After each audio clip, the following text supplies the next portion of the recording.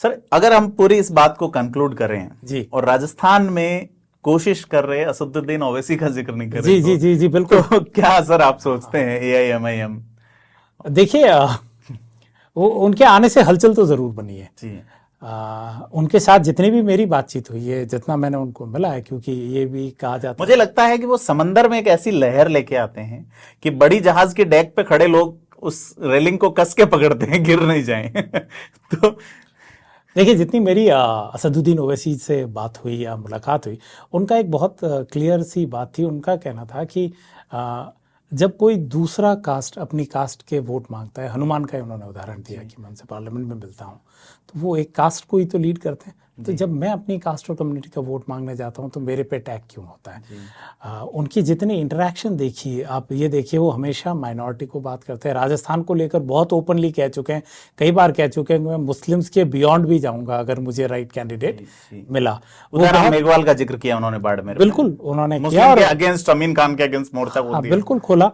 और मेरे ख्याल से उस रैली में लोग भी खूब आए थे, क्योंकि बिल्कुल नई पार्टी है। जिन लोगों को उन्होंने मौका दिया है वो बिल्कुल नॉन पॉलिटिकल बैकग्राउंड से आते हैं, बट उनका बहुत क्लियर है कि यहाँ एक स्पेस है जिसको मेरी पार्टी फिल कर सकती है। 9.1% मॉमडन्स। और उनका एक बड़ा कॉन्ट्रडिक्शन है, जब उनसे आप देखिए जोधपुर में जो उनसे लोग मिल रहे हैं, मैं वहाँ पे भी था, तो जो युवा वर्ग है वो उनके लिए काफ़ी अट्रैक्टेड है।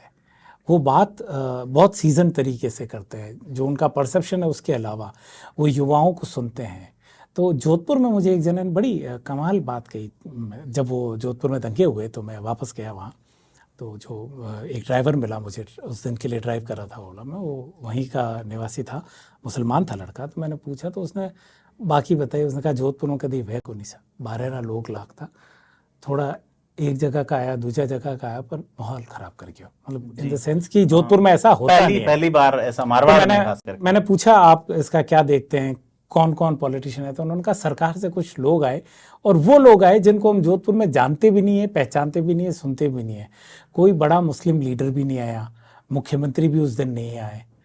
तो बात बात में उसने कहा कि थे कटेरो, तो मैंने कहा जयपुर। तो उसने कहा कि वहाँ असदुद्दीन ओवैसी आया था, आप इधर अगर वो आए, तो मैंने कहा यार आप उसकी क्यों बात करते हो, उनकी तो प्रेजेंस ही नहीं है, कुछ है ही नहीं, उसके लिए सपोर्ट क्यों? तो उस लड़के ने एक अच्छी बात कही कि जब ये सब कुछ हो रहा है तो वो हमारे लिए बोल तो रहा है जी, आएगा तो सही।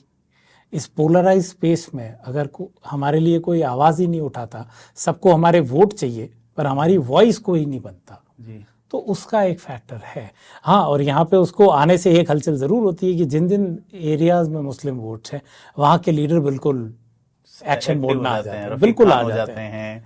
इधर किशनपोल में हो जाते हैं, तमाम जगहों पे। तो देखिए, एक ठीक है ना, एक कैटलिस्ट अगर एक एरिया में आता है तो मूवमेंट तो बनता है। और वो बहुत क्लियर कहते हैं कि मैं पूरी शिद्दत से यहाँ चुनाव लड़ूंगा। उसके बाद जो पार्षद चुनाव होते हैं उनमें हमारे वो खुद कहते हैं कि कई चांसेस थे कि हमारी कम्युनिटी से मेयर बन सकता था। जी हाँ, बिल्कुल। और राजस्थान में मुख्यमंत्री मुसलमान समुदाय से रहा हुआ है, तो आज ऐसी क्या तकलीफ आ गई कि हम मेयर भी नहीं बन पा रहे। 2009 का मुझे याद है सर, कांग्रेस सरकार एक एक्ट लाई थी जिसके तहत जो सभापति, नगरपालिका अध्यक्ष और मेयर के चुनाव डायरेक्ट वोट से होने लगे थे, तो उसमें बड़ी संख्या में मुस्लिम जो है वो बने, और उसके बाद उस कानून को बीजेपी कांग्रेस दोनों ने ही वापस नहीं अपनाया। तो देखिए, वो एक वॉइड है, वो एक स्पेस है, वो अपनी पार्टी को एक्सपैंड करना चाहते हैं, और I think is in all democratic rights to come in and speak. But अब आप ये देखिए, वो हो गए, आम आदमी पार्टी हो गई, हनुमान बेनीवाल ऑलरेडी है। तो मुझे जो लगता है, लोगों से बात करके मुझे लगता है मल्टी कॉर्नर फाइट होगी, और मल्टी कॉर्नर में पार्टी से नहीं कह रहा, पहली बार ऐसा हो रहा है। कांग्रेस में अगर दोनों नेता कांग्रेस में ही रहते हैं तो 2 गुट कांग्रेस में से लड़ेंगे जी। भाजपा में जैसे मैंने कहा कि लोग बात करते हैं कि वसुंधरा जी चेहरा होंगी या नहीं होंगी, तो वहां पे भी डबल एंगल फाइट होगी। कितने गुट होंगे ये पता नहीं। डबल तो मान गए, बिल्कुल एट द लीस्ट डबल होंगे।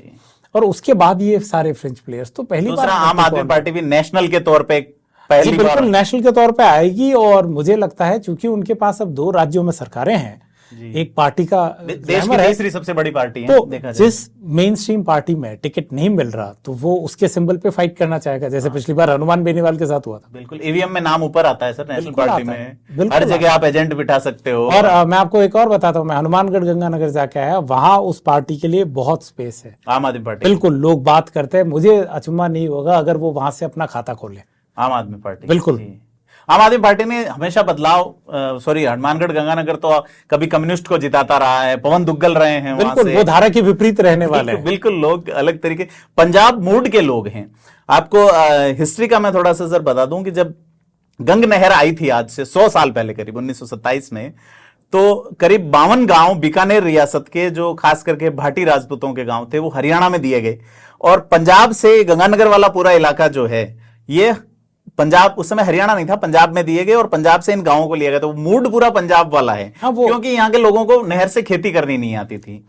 तो ये जाते तो आपको राजस्थान का कोई फ्लेवर भी नहीं लगता। You are in mini Punjab. मैं वहाँ कुछ मित्र हैं उनके, यहाँ पे भी गया तो उन्होंने कहा 12 मिनट पैदल चलोगे तो आप नहर पार करके पंजाब में चले। लोग पेट्रोल भरवाने पंजाब में जाते हैं। बिल्कुल जाते हैं, हरियाणा जाते हैं, पंजाब जाते हैं। बिल्कुल कॉन्फ्लिक्ट पॉइंट है वहाँ पे, पड़ोसी राज्य का फर्क भी पड़ता है। और जैसे आपने कहा कि किसानी है, धारा के विपरीत जाने वाले लोग हैं, तो वहां से जैसे जमींदारा पार्टी जीती थी 2 टिकट।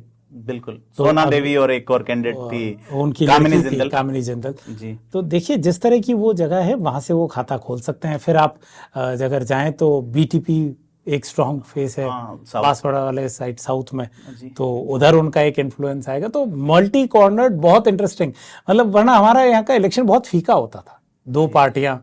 और एक बीटीपी का जहां प्रभाव गुजरात में है, उस इलाके में आम आदमी पार्टी हावी रही जी। तो उस बेल्ट में हो सकता है कि आम आदमी पार्टी एसटी वोट में भी कुछ सेंध लगे। अभी मैं देखिए पिछले चुनाव में गया था तो बीटीपी की प्रेजेंस दिखती थी, वहां दिखता था कि एक रोष है। अभी मैं हाल वहां जा नहीं पाया तो मैं ये नहीं कह सकता वहां ग्राउंड पे क्या है।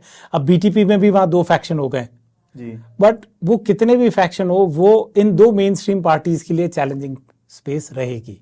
और इतने फार फ्लंग एरियाज है, वो बीटीपी वाला इलाका और गंगानगर हनुमानगढ़, ये बिल्कुल एलियन माने जाते हैं। यहाँ तक जाने में अरसे लग जाते हैं जी। बिल्कुल सर, मैंने बताया था मेरे ख्याल से गंगानगर पहुंचने, या मैं एक बार झालावाड़ का था, 9.5 घंटे का समय लगता है जयपुर से वहां तक पहुंचने में। बिल्कुल। और वहाँ वो कहते हैं, एक बेसिक सी बात है, गंगानगर का व्यक्ति कहता है एक हवाई जहाज में बैठना एक बड़ी बात हो गई, जबकि वो प्रॉस्परस सी जगह है, एक वहाँ पे लोकल वो डिमांड है। वो कहते हैं हमें बिल्कुल एलिनेट कर देते हैं, नेता तो आते ही नहीं है अनटिल अनलेस कोई बड़ी रैली या कोई स्कीम को प्रमोट करना हो, तो हमें तो पता ही नहीं होता है। हम तो पंजाब के नेताओं से ज्यादा आइडेंटिफाई करते हैं। बिल्कुल सर, हमारे साथ जुड़ने के लिए बहुत बहुत धन्यवाद। Thank you. और आप सभी से अपील है कि थिंक 360 से जुड़ने के लिए सब्सक्राइब करें हमें।